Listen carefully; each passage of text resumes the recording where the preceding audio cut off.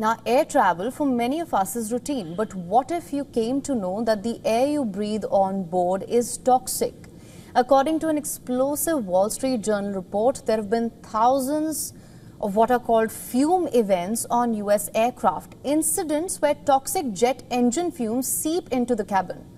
According to a report, since 2010, the United States Federal Aviation Administration has logged thousands of these cases. Passengers and crew have been left with symptoms ranging from nausea and dizziness to neurological damage resembling concussion victims. These cases have been reported both on Airbus and Boeing aircraft. The FAA insists cabin air meets strict standards. It admits that in rare cases, mechanical failures like faulty oil seals or fan bearings can allow toxic fumes into the cabin. But here's the catch. The FAA's own data shows a sharp rise. The Wall Street Journal report found that these incidents were 9 times more frequent in 2024 than a decade ago. Passengers and crew often recognize it by smell. It could smell like the stench of dirty socks, burning rubber, gym locker. In fact, between 2023 and 2025 alone, at least 7 anonymous safety reports describe this dirty odor. Some flights even had to turn back or deplane before takeoff. Now, you must be wondering, why is this happening? It all comes down to the way most aircraft are built. Planes use a bleed air system that draws air from the outside, runs it through the engine, heats and pressurizes it, and then circulates it inside the cabin. If a seal leaks, that air is contaminated, and that's what passengers end up breathing as well.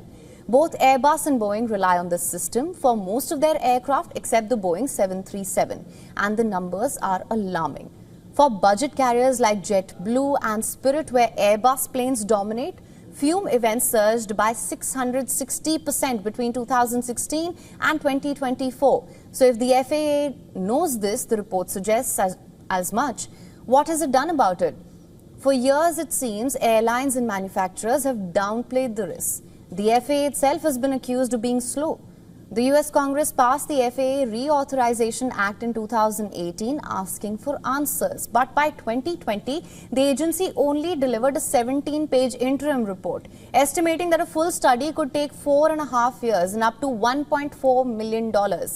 Now, manufacturers meanwhile pushed back, saying that the sensors weren't worth the cost unless the benefits were actually proven.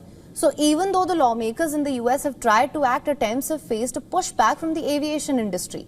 It was watered down and the sensor requirement was scrapped in the US Congress. But now there seems to be a fresh attempt to make the air on board safe.